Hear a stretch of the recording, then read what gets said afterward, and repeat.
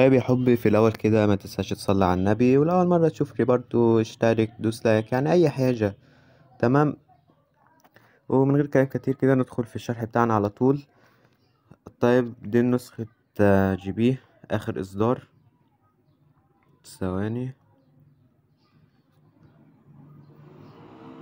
تمام، آخر إصدار.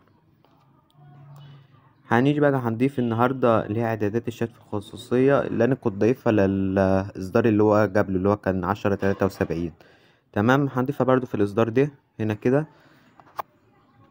تمام، هتروح كده على الام تي مانجر، هتنزل ملفات من الوصف.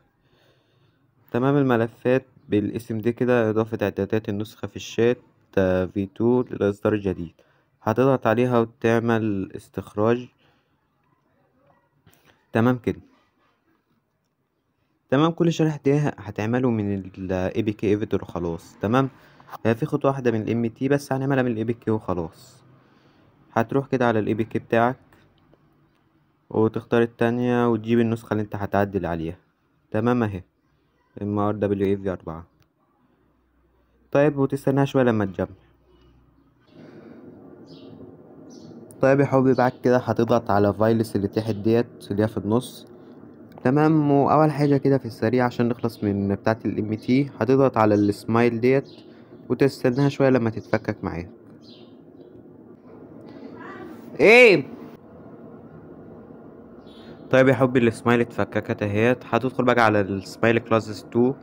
تمام، وبعد كده كوم، وبعد كده اسم الحزمة بتاعتك، وتنزل عند الملف بتاع الكونفرسيشن سمايلي.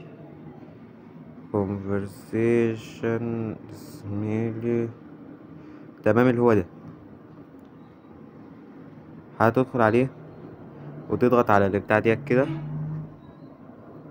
تمام، وتنزل في الاخر هنا كده مثلا هتلاقي ان ميسو ده اهي. هتنزل تحت مسطرتين وتروح في الكود وتبحث الاول لحظة. هتدخل على اهم حاجة وتبحث عن جي بي واتساب. ثواني. هتبحث هنا عن جي بي واتساب. انا حسبتي جي بي فعشان كده مش هغير. انت لو حزمتك اي حاجه غير جي بي ابحث عن جي بي هنا وفي الملف بتاع اللي اوت علشان نسخه مش هتجيب حرج معاك.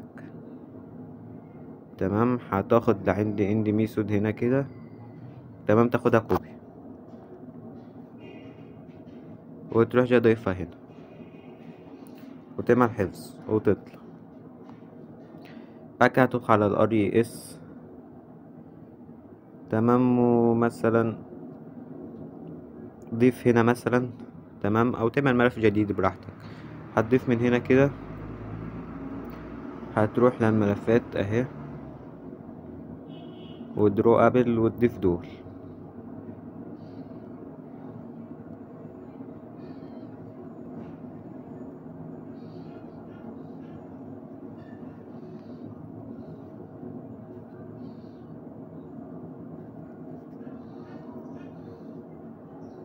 تمام، 1 2 3 4 5 6 7 8 9 10. تمام كده، هم 10. تمام كده ضفته. هتروح على ملف بتاع لي اوت. تمام، وليكن ده مش مهم، وتضيف اللي اوت ده. تمام، تبحث فيه الاول على الجي بي واتساب وبعد كده تضيفه. تمام، بعد كده الكود هتروح عند الفيروس.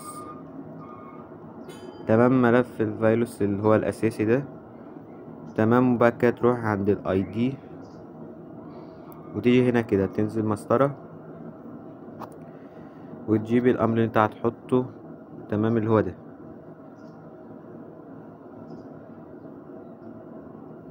تاخده كوبي وتروح جلسكو هنا. ثواني. تمام، هتحطه لصق هنا وتعمل حفظ وتطلع. بعد كده بيقولك ابحث في الواجهة عن ديت. هتاخد دي كده وتيجي هنا كده وتروح جاي باحث عنها ومش هتفعل السهم، سيبها زي ما هي. تمام، وتاخد ديت اللي انت هتستبدلها.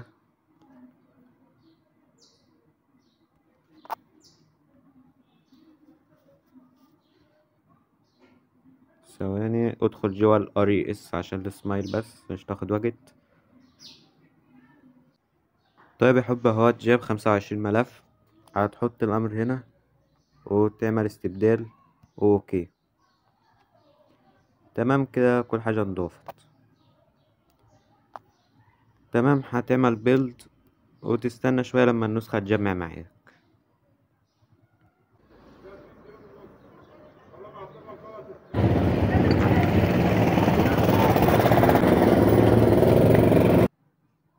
طيب يا حبي النسخة خلصت، هنثبتها. هتضغط على انستول. تمام، وتديله الصلاحيات بتاعته كالعادة يعني، وتعمل تثبيت وتستنى شوية لما يثبت براحته. تمام، فعبال ما يثبت بقى انزل اعمل لايك، اشترك، شير، دوس لايك، يعني اي حاجة، اكتب تعليق، اعمل اي حاجة يعني. تمام، هتيجي تدخل على اي شات كده هتلاقي اهيت، وديت حسب اللون، حسب الالوان بتاعه النسخه بتتشكل يعني. تمام، هتضغط عليها هيظهر لك دي كده. تمام، هنا دي الخصوصيه، وهنا دي السمات، دي الاعدادات. تمام، دي الشاشه الرئيسيه، وهنا ديت ايه ده، دي شاشه المحادثه تقريبا وهنا دي الويج تقريبا، دي التحديثات، وهنا ديت بتاعه تبع المطور. تمام كده.